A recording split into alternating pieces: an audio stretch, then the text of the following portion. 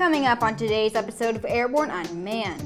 AUVSI publishes comments on Remote ID NPRM, UAVOS to demonstrate unmanned helicopter for maritime missions, and the Air Force ends MQ-9 Reaper program.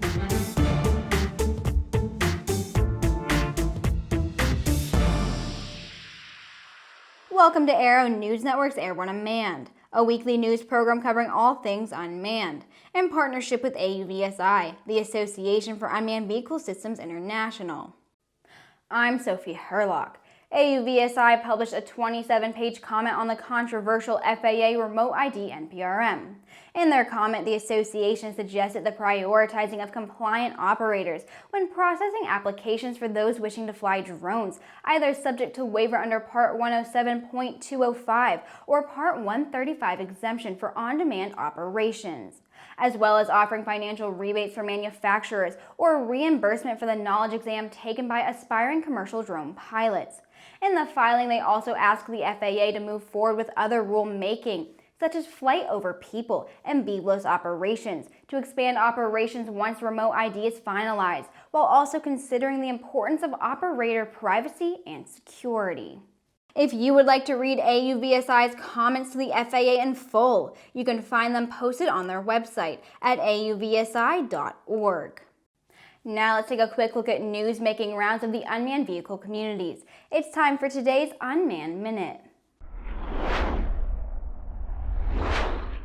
Drone Delivery Canada will begin the commercialization of its cargo delivery drone, the Condor. This phase of BVLOS flight testing will take place at the foremost UAS test range in Alberta, Canada this summer, under a special flight operation certificate. With a lifting capability of 400 pounds of payload, the UAS has a travel range of 200 kilometers and an operating speed of 120 kilometers per hour. Drone deliveries, inspections, and even flying taxis are now near-term realities for societies all over the world. Recognizing an agreed global approach will greatly assist businesses and others in launching their UAS services without negatively impacting the safety of manned aviation operations. ICAO will be exploring these issues in depth at its 4th annual Drone Enable event taking place this September in Rio de Janeiro. In preparation for spring flooding, the North Dakota Department of Transportation and Northern Plains UAS test site announced a new plan to improve and supplement its current unmanned aircraft systems program. The plan will provide UAS flight operations and capture still images and video for the NDDOT to enhance emergency response to flooding across the state. Matternet has partnered with Robotic to provide field service and repair support for operators who fly the Matternet M2 drone logistics system. Made up of the Matternet M2 UAS and the Matternet cloud platform, the Matternet M2 drone logistics system is enabling the first UAS airline approved by the FAA. Currently, Matternet systems operate at WakeMed Health and Hospitals and UC San Diego Health. We'll be right back with the rest of the news.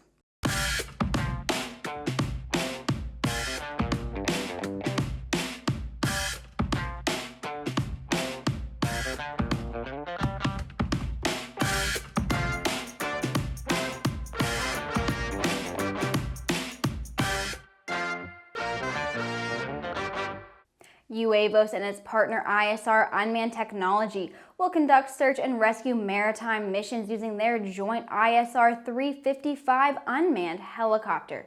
The UAS will perform rescue tasks, including dropping a modified life jacket fitted with a water anchor into the water. The flight series will include other demonstrations such as intelligence, surveillance, and reconnaissance, which UAVOS notes brings increased capability and capacity through their multi-sensor mission payloads. The ISR350-5 unmanned helicopter carries the gyro-stabilized 2-axis gimbal for day and night surveillance, in addition to laser rangefinder. The work of a payload and onboard telemetry, as well as the flight task for most aerial applications, can be synchronized thanks to UAVOS's autopilot. The helicopter also benefits from a portable ground control station based on a console with controls and a docking interface for a military-grade rugged Gattac X500 laptop computer for command, control, and payload management. The U.S. Air Force has decided to end its acquisition of MQ-9 Reaper unmanned aircraft in fiscal year 2020, rather than gradually winding down the program. In order to wind down on production, the Air Force will spend $302.5 million between 2021 and 2023, when it initially had planned to acquire an additional 100 Reapers through 2023. The Air Force revealed in its fiscal year 2021 it will buy its last 24 Reapers this year, which cuts the total acquisition of the aircraft to 337 units. The final Block 5 drones will be delivered in 2023 and 2024. The Air Force believes the MQ-9 can no longer be effective against new air defenses and aircraft developed by countries like Russia and China. And that wraps up this week's Airborne Unmanned. Thanks for watching. Please subscribe and check us out on Twitter and on Facebook. For more information on the innovative world of all things unmanned, head over to AUVSI.org and Airborne-Unmanned.net. I hope you had a wonderful day, and I'll see you tomorrow.